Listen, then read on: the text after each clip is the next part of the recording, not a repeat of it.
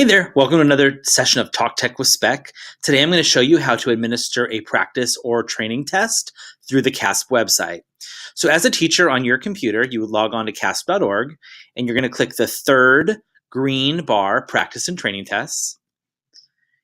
You will then be directed to the site that has these three boxes.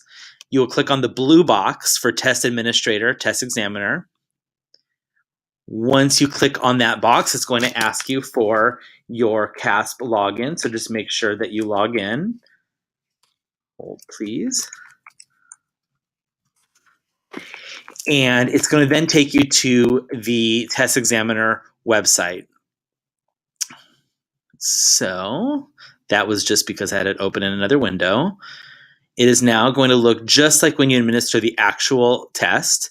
So I can either give a practice test or a training test. So for a training test, the training tests are not by grade level, they're by grade level span, and it's just to teach kids how to use the different tools. The practice test is an actual full test session. The only thing is they do not give you any results or anything from a practice test. So let's just say I want to do a training test in ELA. Grades 3 to 5, I'll click on grades 3 to 5 ELA training test, and I'll click Start Practice Session. I'm then going to get a session ID just like I would get on an actual CAASPP exam, but it'll start with train instead of the CA. So now for the students, what they will do to log on is they will go to, if they're on a MacBook, they could go back and go to the same page that you would go to on CAASPP, click on Practice and Training Tests, and then they would click the green one, Student Interface Practice and Training Tests. However, on the Chromebooks, do not go in that way. On a Chromebook, have the student go into the secure browser, do everything they would do to go into an actual exam, except once they get to the login page that asks them for their SSID and session ID, instead of logging it in there, there's a blue line of writing underneath that says Practice and Training Tests. They will click on that, and it's going to take them to this page that you see in front of you right now. So very important, if they're using a Chromebook, go on as if they're going to take the actual test, but don't log in. Actually, just log in using by clicking on the little blue words, Practice and Training Test. They'll end up here with the little training wheels tricycle.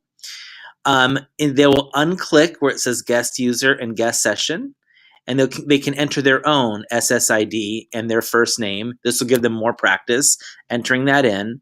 And then they're going to enter in the session ID that was given to us on the previous page. So I'm going to just stay I'm a guest user, but I'm going to go back to the site that has our training ID. So it's train FBCC 22.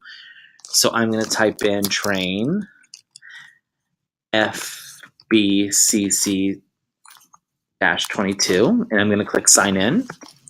As a guest, I'm going to click my grade level. I'll say that I'm a third grader, and I'm going to click yes.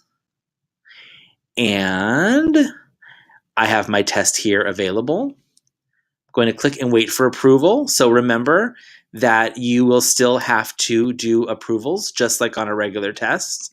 So I'm going to go to my approvals. That's the guest. If they put their full name in, it'll have their names here. And I can click on Approve All Students and Confirm. And then that student will then be able to go in just like they would do on their regular assessment and take the test, begin test now. And they'll take the training test. But remember, with the training test, you get no results, no feedback, nothing. So I would use this as an instructional piece and guide the students through it step by step.